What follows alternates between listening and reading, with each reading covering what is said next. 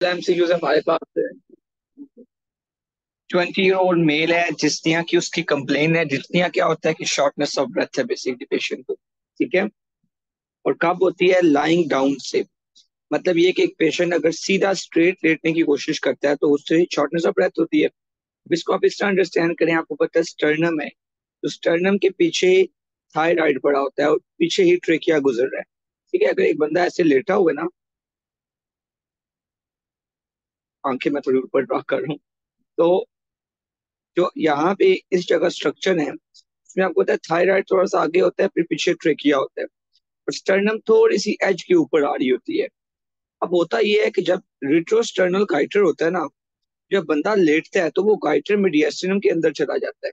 यहाँ पे ऐसे पिंच करता है, जो पीछे से ट्रेकिया गुजर के जा रहा है ना, इसके ऊपर प्रेशर अप्लाई करता है।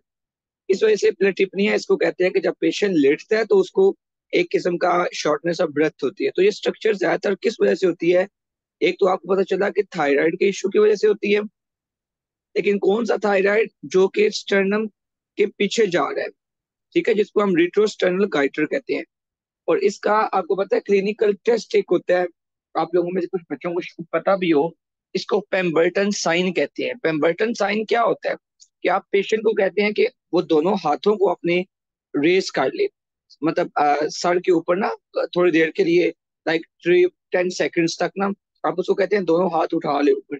अगर पेशेंट को फ्लशिंग स्टार्ट हो जाए, डिस्निया स्टार्ट हो जाए, तो ये डायग्नोसिस होता है कि ये रिट्रोस्टर्नल गॉइटर है। इसको पैम बर्टन साइन कहते हैं। ठीक है। ये आप लोग क्लिनिकल टॉक्स आपके एनआरई के हों, सॉरी एफसीपीएस के, एफसीपीएस तो नहीं, आगे जाके गई तो उसमें आपको काम आ सकता है पेम्बर्टन साइन। ये बाजू का सिनेरियो में अगर मेंशन हो कि पेशेंट को पेम्बर्टन साइन कराया, पॉजिटिव आया, तो लाइकली क्या है? रिट्रोस्टर्नल गॉइटर है। यंग लेबर है, अब वो लोड कैरी कर रहा था, सडन उसको शॉर्टनेस ऑफ ब्रेथ हो गई है। राइट साइड चेस्ट पेन है, पल्स उसकी ठीक है, टेकिकार्डिया भी नहीं है, बीपी ठीक है, हार्ट साउंड्स ठीक है, जेवीपी रेस नहीं है। अच्छा, अब यहाँ पे ना देखिए एक्यूट हिस्ट्री, और एक्यूट हिस्ट्री में क्या चीज आपने देखनी होती है? पल्मोनरी एम्बोलिज्म, न्यूमोथोरेक्स, या एमआई, या एओर्टिक डाइसेक्शन।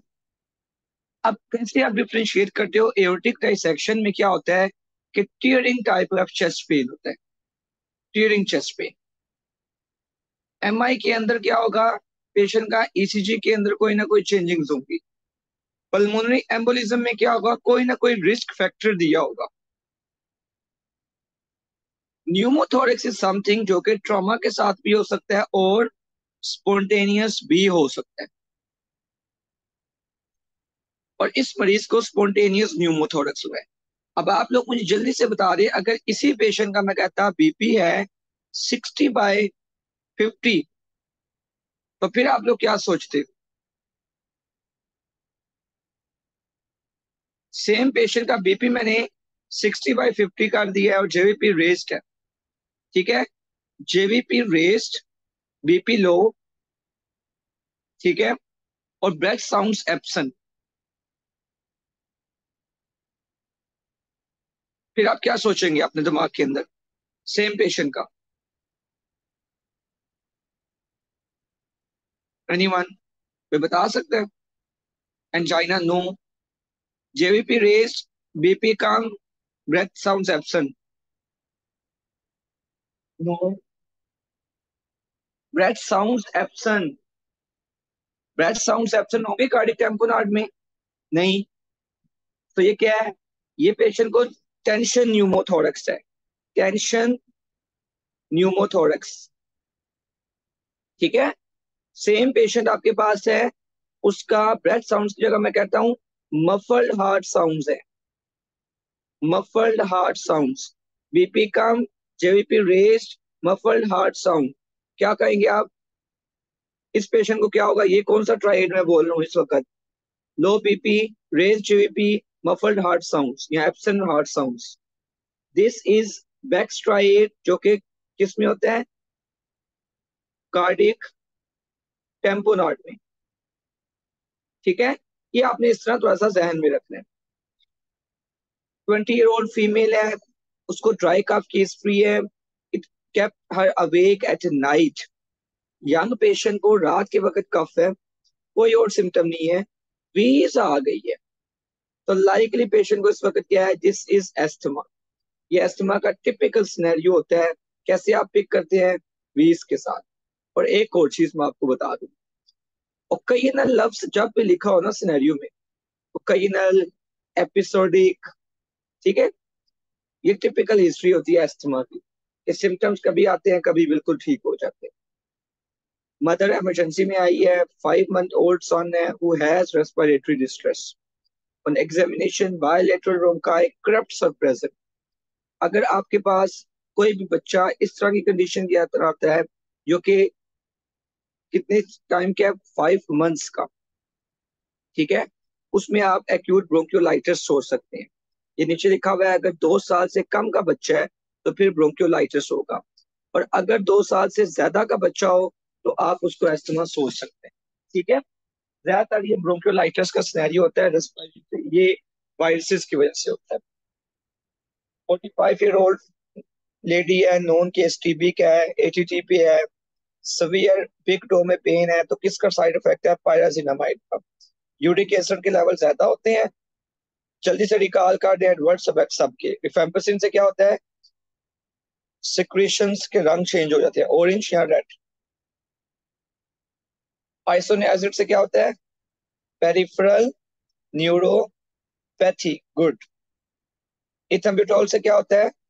आइस के अंदर न्यूराइटिस होता है। और पायराजिनामाइड से गाउट होता है। ये आपने ध्यान में रखनी है।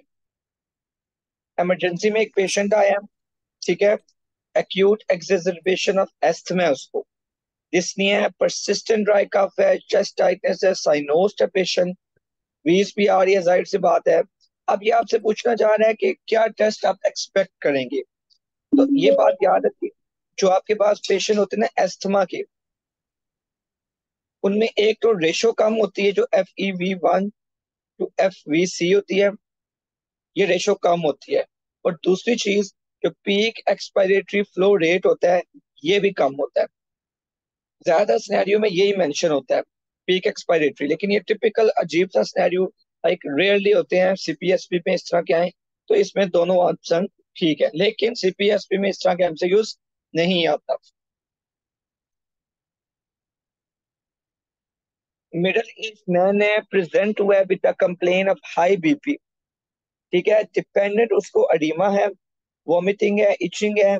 लैब के अंदर क्या चीज आपको पॉजिटिव दिखाई गई है कि लैब में उसका,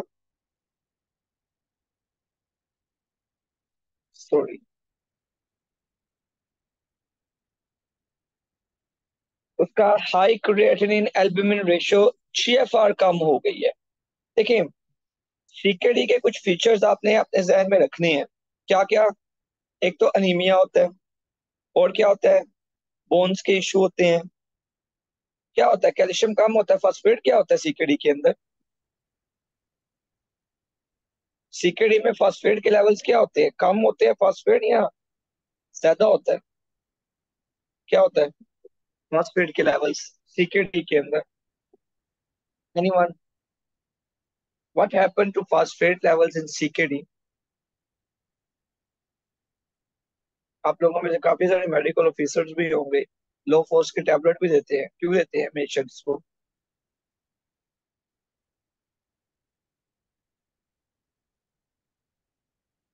नहीं पता? तुक्का लगा दो। सीकेडी के अंदर फॉस्फेट्स के लेवल कम होते हैं या ज्यादा होते हैं?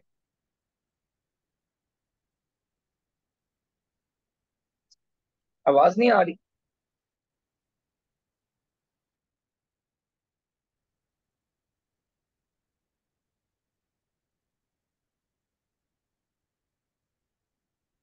ओके, सीकेडी में फॉस्फेट के लेवल ज्यादा होते हैं, ठीक है। तो ये आप टिपिकल सिनेरियो सीकेडी का ही है। क्रोनिक किडनी डिजीज का सिनेरियो है, बीपी ज्यादा है, एडीमा है पेशेंट को, यूरीमिया की वजह से वॉमिटिंग इचिंग हो रही है, पेशेंट को यूरीमिया की वजह से सीजर्स हैं, क्रेटिनिन रेशियो रेंज है, GFR कम है, सबसे बड़ी बात लाइकली सीकेडी है। गुड पास्चर में ये चीजें नहीं होती, उसमें हिमोप्टोसिस होती है, ठीक है, हिमोप्टोसिस और इमेचूरिया होता है। एक्यूट किडनी इंजरी में एक्यूट इंसल्ट होगी, उसमें जीएफआर कम होने के लेस चांसेस है, और एल्ब्यूमिन टू क्रिएटिनिन रेशियो बिल्कुल चेंज नहीं होती। ट्यूबुलर नेक्रोसिस में भी कोई ना कोई रिस्क फैक्टर दिया होगा। 55 ईयर ओल्ड मेल है, इमरजेंसी में है, shortness of breath, pink frothy sputum है, डिस्निया है लाइंग डाउन पे, ऑस्कल्टेशन पे पैथोलॉजिकल S3 है। अब ये एक्यूट हार्ट फेलियर है। ठीक है, एक्यूट हार्ट फेलियर में क्या होता है कि लंग्स के अंदर पानी नीचे आ जाता है बेसिस पे। आपने इस पेशेंट को क्या करना है, prop top positioning, oxygen support, diuresis with furosemide. क्यों करना है? मेन चीज आपके पास ऑप्शन होता है लेसिक्स, आपने पेशेंट को देनी होती है, डायूरेसिस करना होता है। तो इसमें जो राइट आंसर हमारे पास बन रहा है वो डायूरेसिस वाला एक ही है। आपने डायूरेसिस वाले ऑप्शन को ठीक करना है, बाकी सपोर्टिव केयर होती है। ठीक है, नेवी सोल्जर है, डीप सी में गया है, कम बैक रैपिडली। अब आपको ये सिनेरियो सेकंड ईयर से याद होगा कि जब भी कोई बंदा डीप सी से रैपिडली वापस आता है तो बबल्स बनते हैं। क्यों? क्योंकि नाइट्रोजन रैपिडली ब्लड के अंदर डिजॉल्व हो जाती है। जब वो डीप सी से वापस वापस आता है तो नाइट्रोजन यहाँ से निकल के टिश्यूज की तरफ जब आती है तो क्या होता है कि बबल्स बनना शुरू हो जाते हैं ब्लड के अंदर, स्पेस जनरेट होती है। तो अब यहाँ पे क्या है कि हमारे पास इसमें ऑप्शन क्या होगा कि पेशेंट को अब क्या हुआ है, अर्ट्रैल्जिया, एटेक्सिया, वर्टाइगो। एक्सप्लेनेशन क्या होगी इस पेशेंट की, कि formation of air bubbles in the circulation, क्योंकि बहुत रैपिडली नाइट्रोजन निकलने की कोशिश करेगी तो पीछे बबल्स बनना शुरू हो जाएंगे। ठीक है, सर्कुलेशन के अंदर। और आपको पता है जब बबल्स बनेंगे, लाइक ये ब्लड वेसल है, इसमें यहाँ पे बबल बने हैं। कोई भी ब्लड वेसल ऐसे जाके बाइफरकेट होती है दो में। ठीक है, अब ये बबल इसमें बना पड़ा है, लेट्स सपोज मैं कहता हूँ इस तरह एक बबल बना हुआ है। वो बबल जब इधर जाएगा एक्सट्रीमिटी पे जाके उसको ऑब्स्ट्रक्ट कर देगा, ब्लड फ्लो आगे जाएगा ही नहीं, टिश्यूज को ब्लड फ्लो नहीं जाएगा, पेशेंट को पेन स्टार्ट हो जाएगी, ब्रेन में नहीं जाएगा, वर्टाइगो होगा, एटेक्सिया होना शुरू हो जाएगा। ये सारे सिम्टम्स इसी वजह से आते हैं। अभी देखें, ओपीडी में एक मरीज आया है, HIV पॉजिटिव है, पेशेंट को फ्यू डेज से शीत cyanosis, difficulty in breathing, chocolate colour की haemoglobin is found, which of the following drug is given. अच्छा, अब देखिए यहाँ पे क्या चीज आपको देखने की है कि एक पेशेंट है, उसको शॉर्टनेस ऑफ ब्रेथ थी और HIV पॉजिटिव। HIV पॉजिटिव को अगर शॉर्टनेस ऑफ ब्रेथ होना तो आप PCP का इन्फेक्शन सोचते हो, न्यूमोसिस्टिस जर्वेसाई, उसमें आप पेशेंट को dapsone as a drug of choice देते हो। ठीक है, डेप्सोन या सल्फा राइसिन विद पायरामेथामिन, डेप्सोन दी जाती है। डेप्सोन से क्या होता है, डेप्सोन मेथ हीमोग्लोबिनीमिया करवाता है। मेथ हीमोग्लोबिनीमिया में क्या होता है कि मैंने आपको बताया था, चॉकलेट कलर का ब्लड हो जाता है। मेथ हीमोग्लोबिन में होता है कि आयरन +2 से +3 फॉर्म में चला जाता है।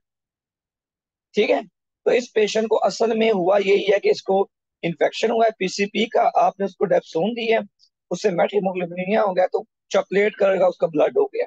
ठीक है, तो which of the following is drug to treat. तो मेथ हीमोग्लोबिन की ड्रग ऑफ चॉइस होती है विटामिन C बेसिकली।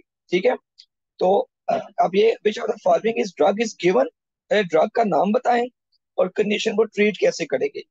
तो पेनिसिलिन तो दी नहीं है, ट्राइमेथोप्रेम से भी नहीं है, डेप्सोन दी है, और विटामिन C उसकी ट्रीटमेंट ऑफ चॉइस होती है मेथ हीमोग्लोबिनीमिया की। 60 और पेशेंट है, हिस्ट्री ऑफ स्मोकिंग है, वॉमिटिंग डायरिया के साथ आया है, लिथार्जिक है, लैब्स के अंदर यूवोलेमिक हाइपोनेट्रीमिया आ रहा है, लंग कैंसर आ गया। तो कौन से कैंसर में है वो आपसे पूछना चाह रहा है, सिंड्रोम ऑफ इनअप्रोप्रिएट ADH होता है। क्यों? जब ADH ज्यादा एक्सक्रीट होता है तो वो वाटर को ज्यादा कर देता है, वाटर का लेवल ज्यादा होगा तो सोडियम कम हो जाएगा। इसको आप कैसे ध्यान रखोगे कि एक टेस्ट ट्यूब है, उस टेस्ट ट्यूब में अगर आप पानी का लेवल ज्यादा कर दो तो साल्ट बहुत थोड़ा हो जाएगा नीचे बेस पे। तो सेम गोज, ये जो SiADH होता है जिसमें टू मच ADH सिक्रीट होता है ट्यूमर्स के अंदर, तो ये पेशेंट के अंदर क्या होता है कि जो लेवल ऑफ सोडियम होता है वो कम हो जाता है। तो एक काज SiADH का स्मॉल सेल कैंसर है। ठीक है, ये आपने याद रखना है। तो small cell cancer is sorry small cell. अब आप मुझे जल्दी से बता दें, एडिनोकार्सिनोमा में किसके लेवल ज्यादा होते हैं और स्क्वेमस सेल में? स्क्वेमस सेल में ज्यादा किसके होते हैं?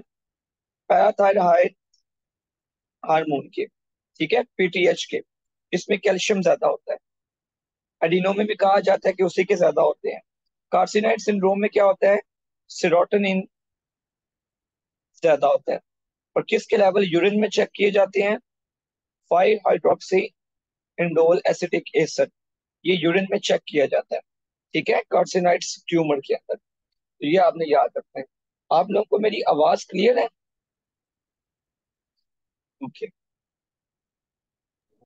60 ईयर ओल्ड क्रोनिक स्मोकर है, ओपीडी में आया है क्रोनिक कफ के साथ, स्पूटम प्रोडक्टिव है, डिस्नी है, और प्लस पर्स लिप्स, लिप्स से मतलब वो एक्सपायर करने की कोशिश कर रहा है। इसका मकसद ये होता है कि पेशेंट अब मतलब कोशिश कर रहा है एक्सपायर करने की, उसको एक्सपायरेशन के अंदर इशू है। ठीक है, एक्सपायरेशन में इश्यूज है कोई ना कोई। मतलब ये अगर एयरवेज है ना, तो एयरवेज कोलैप्स हो रहे हैं यहाँ से डिस्टल जगह से।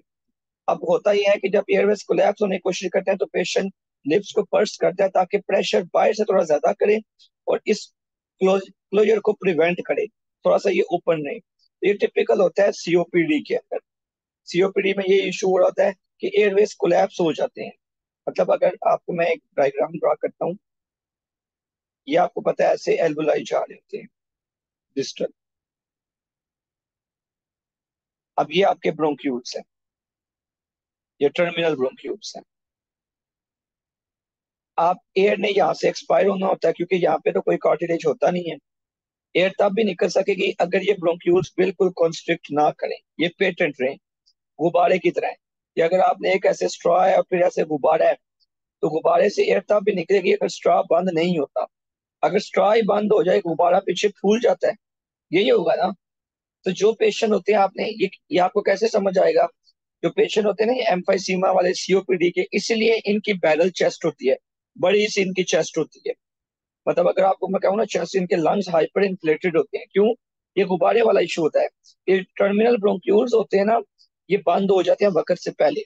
तो इनको खोलने का एक तरीका ये है कि आप बाहर से प्रेशर पुश करो और इस एयरवेज को ओपन रखो ताकि एयर बाहर निकलती रहे। तो उसके लिए पेशेंट अपने लिप्स को पर्स करता है ताकि वो अ, जो एयरवेज है वो ऑब्स्ट्रक्ट ना हो। अब कहते हैं एग्जामिनेशन पे पेशेंट को क्या है, साइनोस्ट है, मफल ब्रेथ साउंड्स है। तो स्पायरोमेट्री में आपने बताना है सीओपीडी में क्या होता है। तो स्पायरोमेट्री में रेशो कम हो जाती है, बस द मोस्ट लाइकली आंसर। ठीक है।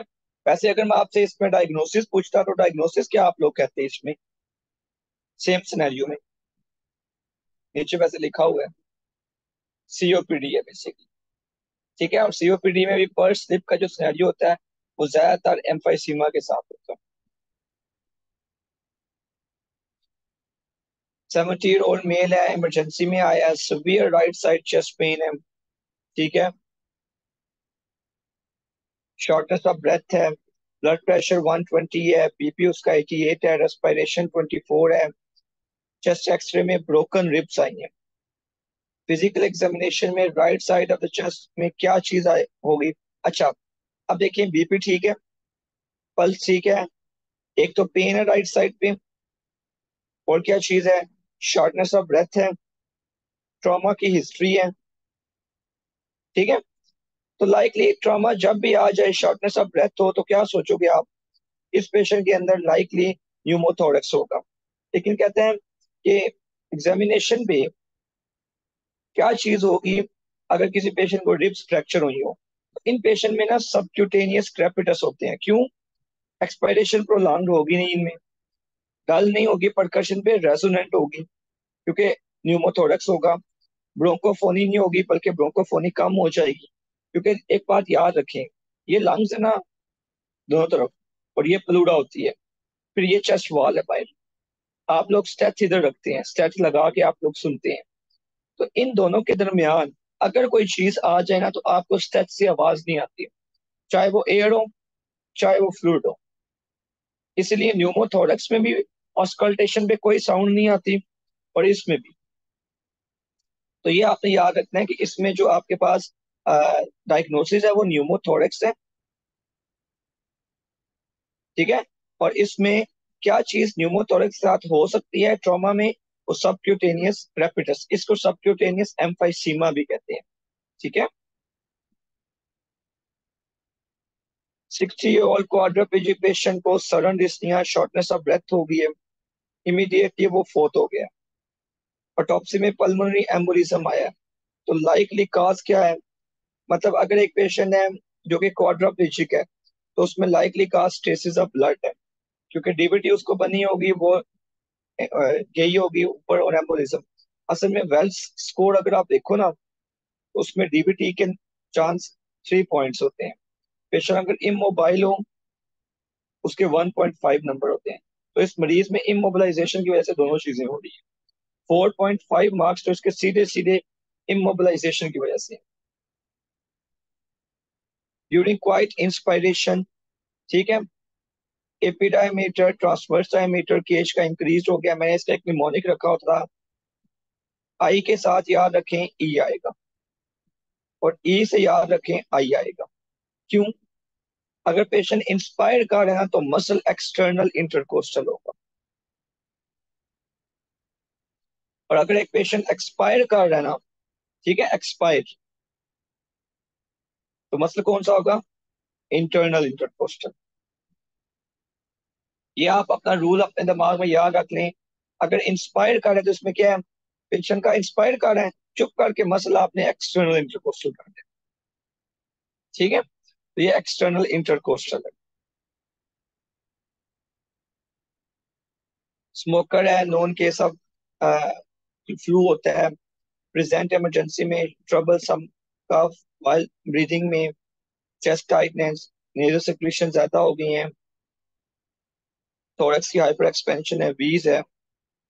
तो काज क्या है? अच्छा, पेशेंट में वो क्या कह रहा है कि एक तो ट्रिगर दिया हुआ है कि कोल्ड हुआ है, उसके बाद पेशेंट के साइंस देखें, कफ हो गई है, और एग्जामिनेशन पे थोरैक्स क्या है? वीज आपको सुनाई दे रही है। वीज के साथ एक बात याद रखिए, वीज का मतलब क्या होता है? ये एल्वेलाई हैं तो ये ब्रोंक्यूल्स हैं। जब स्मॉल एयरवेज जो होते हैं ना, ये बंद होते हैं ना, ऑब्स्ट्रक्ट होते हैं, तो पेशेंट को वीज आती है। इसको वीज आ रही है, साइनोस्ड है। हाइपर एक्सपेंशन ऑफ थोरैक्स का मतलब है कि कोई ऑब्स्ट्रक्टिव कॉज है। तो इसमें से क्या ऑब्स्ट्रक्टिव कॉज आपको लग रही है? एस्थमा। एस्थमा की वजह से। अगर इस सिनेरियो में एस्थमा ना होता, सीओपीडी भी लिखा होता ना, तो वो भी ठीक था। ठीक है, ये याद रखें, ये बेसिकली ऑब्स्ट्रक्टिव लंग डिजीज कोई ना कोई है। सिनेरियो में सिर्फ एस्थमा दिया हुआ है, बाकी कोई दिया नहीं है। वैसे आप लोग मुझे बता सकते हैं कमेंट सेक्शन में कि ऑब्स्ट्रक्ट जो ऑब्स्ट्रक्टिव लंग डिसऑर्डर्स होते हैं वो कौन कौन से हैं?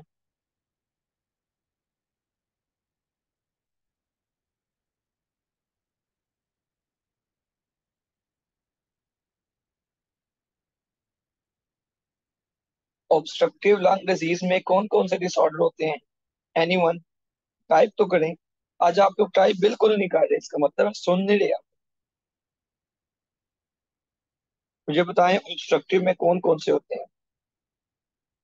Asthma, emphysema, good, chronic bronchitis, और चौथा ब्रोंकियक्टिसिस। ठीक है। 74 ईयर ओल्ड मेल है, ईआर में आया है, history of road traffic accident के साथ, पल्स रेज्ड है, बीपी पेशेंट का कम है। तो क्या आप उसको प्रायोरिटी बेस पे करेंगे? आप उसके एयरवेज को सिक्योर करेंगे, ठीक है। Advance traumatic life support injury, basically Airways को, ब्रीदिंग को सिक्योर करेंगे। 60 और सडन साइड लेफ्ट साइड पे पेन हो गया है, कफ है, ब्लड टिंज्ड है, हिस्ट्री सिंकपी की एपिसोड सी reveals the patient become sick after 48 hours, but बस राइट। एग्जामिनेशन टेकिपनिक है, उसको टेकिकार्डिया भी है, बीपी ब्लड माइल्डली फिब्राइल है पेशेंट। तो आपको लाइकली काज क्या लगे? अब इस सिनेरियो में ना जो एक चीज है, हिस्ट्री में क्या है, 48 आवर्स की बस राइड है। एक तो क्या है कि पेशेंट की ट्रेवल हिस्ट्री है, दूसरा पेशेंट को सडन शॉर्टनेस ऑफ ब्रेथ है, और पेशेंट को हिमाप्टोसिस हो रही है। तो ये लाइकली कोई ना कोई पल्मोनरी एम्बोलिज्म। अब एम्बोलिज्म तो कहीं दिया हुआ नहीं है, इन्फेक्शन दिया हुआ है, तो एम्बोलिज्म की वजह से इन्फेक्शन ही होता है। ठीक है, इस सिनेरियो में किसी को कोई मसला तो नहीं है, समझ आ गया कि ट्रैवल हिस्ट्री थी पेशेंट की, इस वजह से आपको पता चला। ठीक है, क्लियर हो गया। ट्रैवल हिस्ट्री के बाद अगर शॉर्टनेस ऑफ ब्रेथ हो रही है तो आपने यही सोचना है, पल्मोनरी एम्बोलिज्म। यंग मेल है, डायग्नोज केस एब्सेस का, सर्जरी आप करना चाह रहे थे, आपने लेफ्ट साइड का डबल ल्यूमन ट्यूब रेफर किया। After confirming the position you provide anaesthesia with nitrogen और clamping up bronchial lumen, oxygen sets drop हो गए। अब हुआ क्या है कि आपने ट्यूब पास की है और पेशेंट की सेट्स फॉल हो गए, तो फर्स्ट इमीडिएट स्टेप क्या होगा? आप इस पेशेंट को, इमीडिएट स्टेप ये होगा कि आप इस पेशेंट को, आप इसमें ये है कि पेशेंट का ना, जैसे ही आपने पास करने की कोशिश की है ट्यूब, तो पेशेंट की सेट्स ड्रॉप हो गई है। इस पेशेंट को यही है कि आप कोशिश करोगे, रिलीज करोगे clamp from the bronchial lumen. ठीक है, बल्कि नहीं नहीं, आप क्लैम्प नहीं, आप इस पेशेंट को 100% ऑक्सीजन दोगे। रीजन पर बिंग ये कि इसको लाइकली आपको लग रहा है कोई ना कोई न्यूमोथोरेक्स हो रहा है, इसलिए आप क्या करोगे कि एयरवेज को पेटेंट करने की कोशिश करोगे अंदर से। न्यूमोथोरेक्स की एक हाइपोथेसिस होती है, ये एयरवेज है ना अंदर से, और ये फ्लूइड है। आपने चेस्ट ट्यूब ड्रॉ करने की कोशिश की है, अब यहाँ पे आपने पंचर कर दिया है, तो लंग्स कोलैप्स होना शुरू हो गए। न्यूमोथोरेक्स में यही होता है ना, इधर एयर आ जाती है। तो एक तरीका तो ये ना कि आप इस ल्यूमन को बंद कर, ओपनिंग को। दूसरा तरीका क्या हो सकता है? आप अंदर से प्रेशर इतना दो कि ये एक्सपैंड हो जाए, तो ये 100% ऑक्सीजन इसलिए दिया जाता है। ये कॉन्सेप्ट समझ आ गया? ठीक है, इसलिए दिया जाता है। 21-year-old स्नेक बाइट है, प्रेजेंट है ड्रूपिंग ऑफ आईलेट्स के साथ, बाइलेटरल टोसिस है। अब एक पेशेंट को अगर, याद रखिएगा, स्नेक बाइट का केस होना और पेशेंट का ब्रीदिंग डिफिकल्टी स्टार्ट हो जाए, तो चुप करके वेंट पे डाल दें। इसलिए आपने देखा होगा स्नेक बाइट के केसेस आईसीयू में आते हैं, इसीलिए आईसीयू में आते हैं। आप उनको वेंट पे रखना चाह रहे थे अगर respiratory failure. Road traffic accident के बाद पेशेंट साइनोज्ड हो गया, पल्स ज्यादा है, ट्रेकिया शिफ्ट हो गया लेफ्ट साइड पे, एक फाइंडिंग। रिब फ्रैक्चर्स भी हैं, ब्रेथ साउंड्स कम है, हाइपर रेजोनेंट है। टिपिकल सिनेरियो, ये किसका है टिपिकल? टेंशन न्यूमोथोरेक्स का। सिर्फ एक चीज थोड़ी गलती हुई है सिनेरियो में, बीपी थोड़ा सा नॉर्मल लिखा हुआ है, बीपी भी कम हो जाएगा। ठीक है, ये टिपिकल सिनेरियो है कि हुआ ये है, जब फ्रैक्चर हुआ है तो ये सारी लंग्स बंद हुआ है, तो जो ट्रेकिया है वो एक तरफ डेविएट हो गया, जिसकी वजह से ये होता है कि अब यहाँ पे हार्ट भी बड़ा हुआ होता है, हार्ट के ऊपर प्रेशर आता है, हार्ट के ऊपर जब प्रेशर आता है तो बीपी फॉल कर जाता है। ठीक है, एक चीज, पल्स ज्यादा हो जाती है, दूसरी तरफ एयर आ गई है बीच में, तो ब्रेथ साउंड्स क्या हो जाएंगे? कम हो जाएंगे। पर कर्स आप करने की कोशिश करेंगे, ऊपर से टैप करेंगे तो हाइपर रेजोनेंट होगी। तो ये है न्यूमोथोरेक्स। पर कौन सी एक चीज आपको बता रही है कि ये टेंशन में चला गया है? ट्रैकिया की शिफ्टिंग। उसके अलावा और क्या चीज बता रही है? बीपी पेशेंट का कम और पल्स ज्यादा। ठीक है, बार बार है, कंप्लेन एल है, लूज वेट, प्रूलेंट स्पूटम है, फिंगर क्लबिंग है, ब्रोंकियल ब्रीदिंग है, राइट अपर जोन। अच्छा, अपर जोन में जब भी कोई मसला आए तो आपने पाकिस्तान में क्या चीज सोचनी है? टीबी। टीबी के अलावा एक और चीज सोचनी है, सिलिकोसिस। ठीक है, दो बीमारियां। और लोअर जोन में जब भी कोई मसला आए तो आपने पाकिस्तान में क्या सोचना है? एस्बेस्टोसिस या ड्रग इंड्यूस्ड। और इस सिनेरियो में बार्बर से आपको क्या बताना चाह रहा है कि बार्बर का इंटरेक्शन होता है लो सोशो इकोनॉमिक पीपल से, तो उसको कहीं ना कहीं से टीबी उसने पकड़ ली। ठीक है, कफ है, पेन है लेफ्ट अपर लिम में, ड्रूपिंग ऑफ अपर आईलिड है, और लेफ्ट एपिकल रीजन में एलुजन है रिब के, हैजीनेस भी एक्सरे पे नजर आ रही है। मतलब आपको मैं एक बात बताता हूँ, ये एक्सरे है, ये रिब जा रही है, रिब पे भी एलुजन है, अपर लोब में हैजीनेस है, ऐसे। और पेशेंट को सिम्टम्स मैं कह रहा हूँ कि हाथों में भी आ रहे हैं। तो आपके ख्याल में क्या है, इस मरीज को ना एपिकल साइड का कोई ना कोई ट्यूमर है, इस जगह पे। उसने क्या है कि उस पेनकोस्ट, उस पेशेंट को हुआ फिर ये है, इस ट्यूमर की वजह से जो लोअर ट्रंक है ना ब्रेकियल प्लेक्सिस की, उस पे प्रेशर आया अल्नर नर्व पे।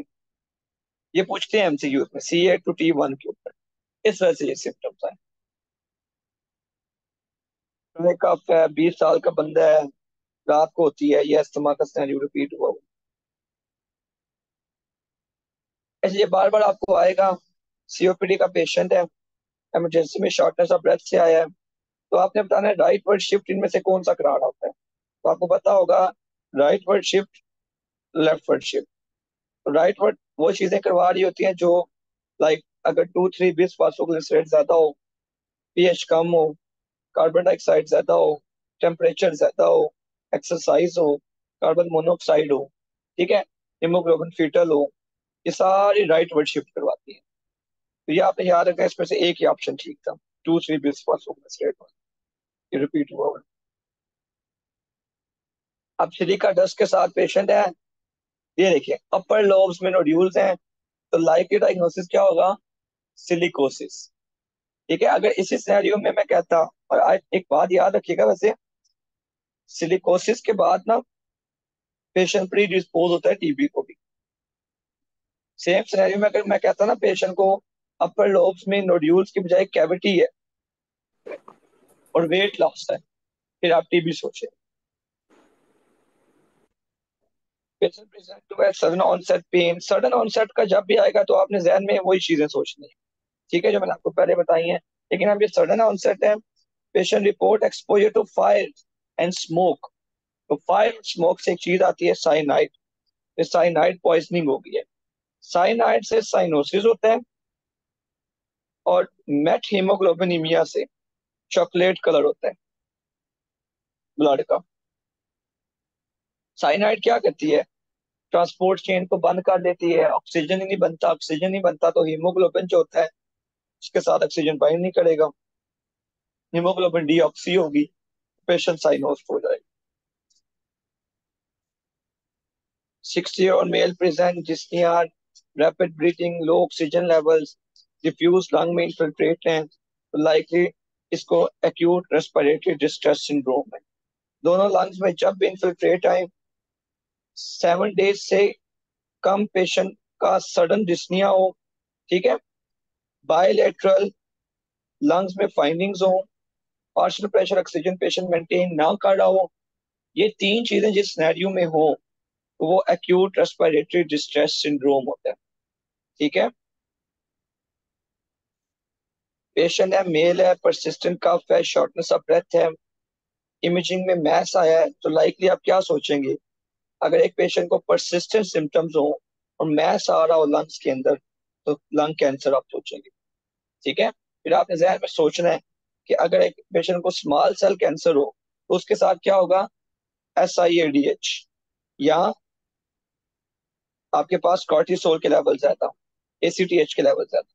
ठीक है, अगर पेशेंट को स्क्वेमस हो उसमें क्या होता है? PTH के लेवल ज्यादा। पेशेंट को कार्सिनाइड हो उसमें क्या होता है? सीरोटोनिन के लेवल। ठीक है, परसिस्टेंट का fever, chest pain, thick wall cavity lung के अंदर है, तो ये लाइकली किस में होता है? एब्सेसिस के अंदर। और एक और चीज मैं आपको बता दूं, इसमें पुरुलेंट स्पूटम होती है, फाउल स्मेलिंग। एब्सेस कौन सा ऑर्गेनिज्म नोटोरियस से बनाता है? एनीवन? किस ऑर्गेनिज्म से एब्सेस बनती है? गैस मारे आप लोग, एनीवन? किस ऑर्गेनिज्म से एब्सेसिस बनती है? Bacterial infection, good. कौन सा? कौन सा बैक्टीरिया? मैं ऑप्शन देता हूँ, स्टेप्ट है या स्टेप है?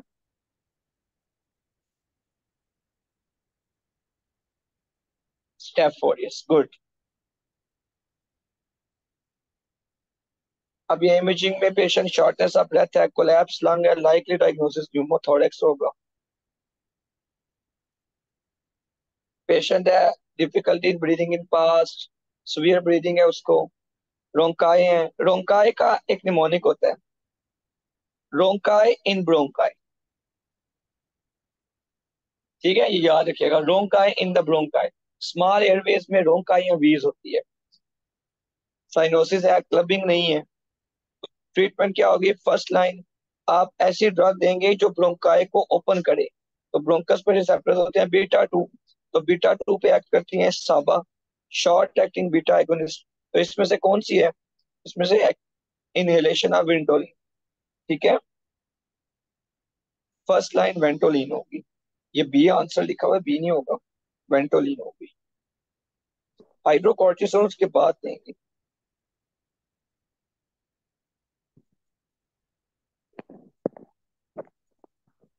बल्कि विच इज नॉट, अच्छी के ठीक है, ठीक है। ये प्रेजेंट विद 3 डे हिस्ट्री। आप वो यूजर ट्रीटमेंट को अगर ना कर रहा हो तो वाकई फिर आप आईवी कॉर्टिसोन देते हैं पेशेंट को, आईवी को रिस्पॉन्ड करेगा। और एक बात याद रखें, अगर वो ना पेशेंट वैसे अस्थमा का आए तो फर्स्ट लाइन साबा होती है, साबा या सैमा, शॉर्ट एक्टिंग मस्कुरेनिक एंटागोनिस्ट, ये इप्राट्रोपियम के नाम से आती है। फिर इससे काम ना चले तो आईवीओ, आईवी स्टीरॉइड आप देते हैं। इससे काम ना चले तो आप क्या देते हैं? मैग्नीशियम सल्फेट या थियोफाइलिन।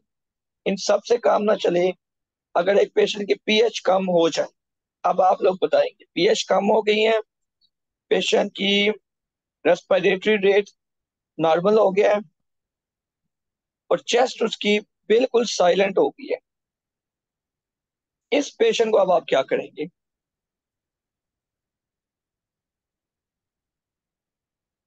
क्या करेंगे? डिस्चार्ज कर देंगे, घर भेज देंगे? एनीवन? पेशेंट फटीग हो गया,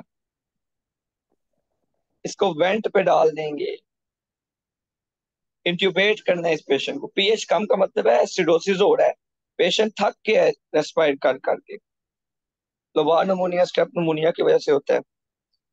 वीक्यू रेशियो में हाइपोक्सीमिया है पेशेंट का, वो कहता है कि सप्लीमेंट ऑक्सीजन आप देते हैं तो ठीक हो जाता है, तो इसका मतलब है वी में कोई मसला है, तो इसकी वीक्यू रेशियो जो होगी वो कम होगी। ठीक है, और सील पार्किंग का 3 साल के बच्चे में स्ट्राइडर इंस्पायरेशन पे ये क्रूप का सिनेरियो है, और ये पैरा इन्फ्लुएंजा वायरस से होता है। ठीक है, इसमें क्या होता है, जब आप करवाते हो ना एक्सरे, तो स्टीपल साइन आता है ऐसे ट्रेकिया के अंदर, स्टीपल साइन इसको कहते हैं। ओके बच्चों, सो आज की क्लास आपकी हो गई खत्म। Any questions?